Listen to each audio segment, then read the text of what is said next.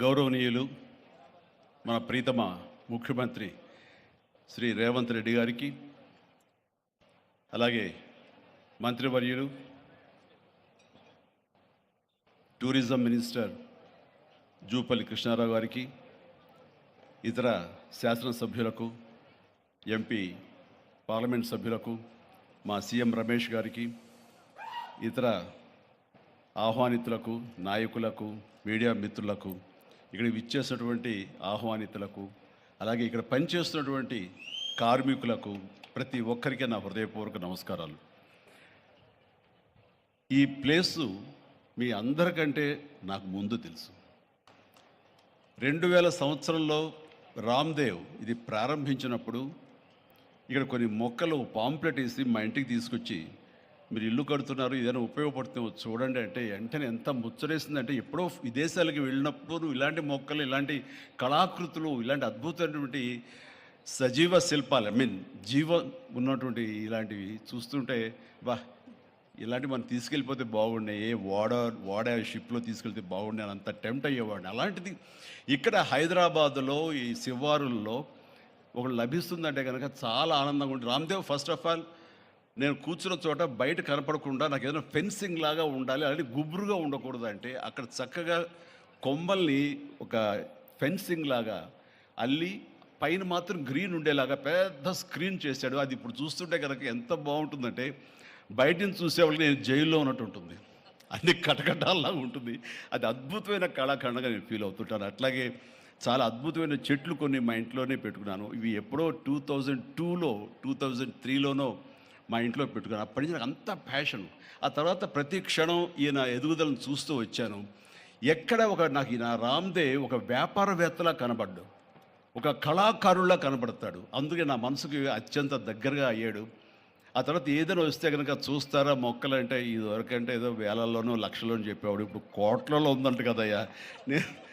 ఇప్పుడు నా సంపద అంతంత మాత్రమే ఉంది, కొనలేనేమో అన్నారు. కానీ చూడండి సార్, వస్తే మీరే టెంప్ట్ అవుతారు.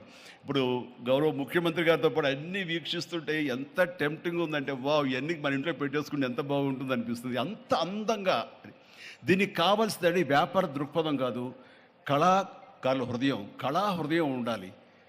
నా మటుకు నేను అతని ఒక కళాకారుడుగాను, ఒక ఆర్టిస్ట్గా చూస్తాను. నేను అంత తపన లేకపోతే, అంత ఇష్టం లేకపోతే సుదీర్ఘకాలం 24-25 ఇయర్స్ పాటు దీని మీద ఎక్స్పెరిమెంట్ చేస్తూ, ఎన్నో చోట్ల రీసెర్చ్ చేస్తూ, ఎక్కడెక్కడ ఏమేమి మొక్కలు దొరుకుతాయి, ఎక్కడెక్కడ ఈ శిలాకృతులు దొరుకుతాయి, ఆ శిలలు ఇక్కడ ఎలా తీసుకురావాలి అని దాని మీద అది దుర్భేద్యం అనుకోకుండా ఇది సాధ్యమే, ఇది మన ప్రాంతం వాళ్ళకి, మన హైదరాబాదుకి, మన స్టేట్కి అందం తీసుకొచ్చేది, మన దేశంలోనే గొప్పగా చెప్పినటువంటి గొప్ప పార్క్ అవుతుందని ఆయన మనసులో మెదిలిన ఆలోచన, ఆయన పడ్డ కష్టం, తీసుకున్న శ్రమ ఈ రోజున ఇక్కడ అద్భుతమైన కళాఖండంగా ఇన్ని ఎకరాల్లో చోటు చేసుకుందంటే కనుక నా భూతో నా భవిష్యత్తు.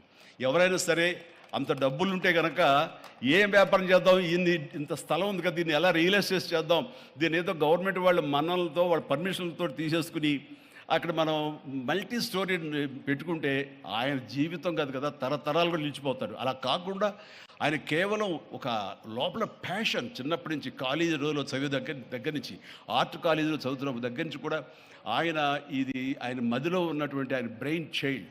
అలాంటి దాన్ని ఈ రోజున ఈ రూపం తీసుకొచ్చారంటే ప్రతి క్షణం, ప్రతి కార్నర్ ముఖ్యమంత్రి గారు చూసి ఎంత ముచ్చటపడిపోతున్నారంటే అంత ఇంత కాదు.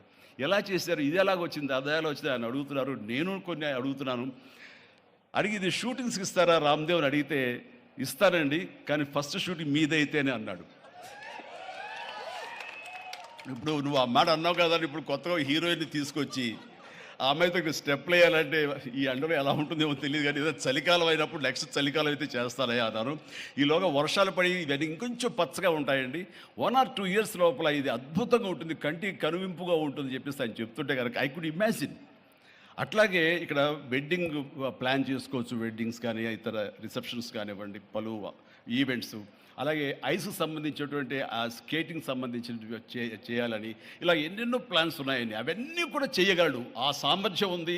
అలాగే ప్రభుత్వం కూడా ఖచ్చితంగా సపోర్ట్ చేస్తారు, అందుకు సమాయుత్తమై ఉన్నారు ఆయన. అందుకనే ఎంతో బిజీగా ఉన్నారు సీఎం గారు. వాళ్ళు చూస్తే కనుక మనుషులు ఇంటి చుట్టూ ఉన్నారు. అవన్నీ అన్నీ పక్కకు పెట్టి ప్రోగ్రామ్స్ అన్ని పక్కకు పెట్టి నిన్నటిదాకా ఆయన ఎలక్షన్ క్యాంపెయిన్ ఎక్కడో చేసి వేరే రాష్ట్రాల్లో వచ్చి రామ్దేవ్ మీద ఈ ప్లేస్ మీద ఎంతో ప్రేమ లేకపోతే ఇలాంటి దాన్ని మనం ఎంకరేజ్ చేయాలి అని ఆయన ఉద్దేశం లేకపోతే ఇంత ఓపికగా ఈ ఎండ్లో ఆయన వచ్చేవారు కాదు. ఫస్ట్ ఆఫ్ ఆల్ ఆయన ఇక్కడికి వచ్చి దీన్ని ఎంకరేజ్ చేస్తున్నందుకు వారికి మనస్ఫూర్తిగా అభినందనలు తెలియజేస్తున్నాను ముఖ్యమంత్రి గారికి. ఎందుకంటే అలాంటి వాళ్ళు అనుకుంటేనే, వాళ్ళ కళ్ళలో పడితేనే, వాళ్ళు ఇంప్రెస్ అయితేనే దీనివల్ల ఎంతోమందికి ఉపాధి కలుగుతుంది, ఇది ఎంతోమందికి కనువిందు కలుగుతుంది. మరి ఎంతోమంది ఈ ప్లేస్ని వాళ్ళ ఈవెంట్స్కి ఉపయోగించుకుంటారు. తద్వారా టూరిజం పెరుగుతున్న ఉద్దేశంతో కూడా మన జూపల్లి కృష్ణారావు గారు దీన్ని ఎంకరేజ్ చేయడం కోసం సమాయత్తమై ఉన్నారు. అలా ప్రభుత్వ సహకారాలు దీనికి మెండుగా ఉంటాయని ఆశాభావం వ్యక్తం చేస్తూ, మీరు ఏదైతే కనుక ఊహించారో రామ్దేవ్ అది త్వరలో ఖచ్చితంగా అవుతుంది. ఇవి అద్భుతమైనటువంటి ఒక ల్యాండ్ మార్క్ అవుతుంది, ఒక కళాకృతి అవుతుంది. అది రాష్ట్రానికి వన్నీ తీసుకొస్తుంది, హైదరాబాద్కి తలమానికంగా ఉంటుంది. ఒక హైదరాబాద్ ఒక ఇల్లు అనుకుంటే ఇంట్లో ఒక అద్భుతమైన పెయింటింగ్ పెట్టుకుంటే ఎంత బాగుంటుందో ఆ పెయింటింగ్ ఈ రోజున ఈ ఎక్స్పీరియన్స్ తోటి నేను చెప్తున్నాను, this will be a beautiful piece of art. అందుకని మరొకసారి వారికి నా హృదయపూర్వక ధన్యవాదాలు, అభినందనలు తెలియజేస్తూ ఈ అవకాశం వచ్చినందుకు అండ్ సీఎం గారితో నేను ఈరోజు ఈ ప్రోగ్రాంలో పాల్గొన్నందుకు నా సంతోషాన్ని తెలియజేస్తూ all the very best and God bless.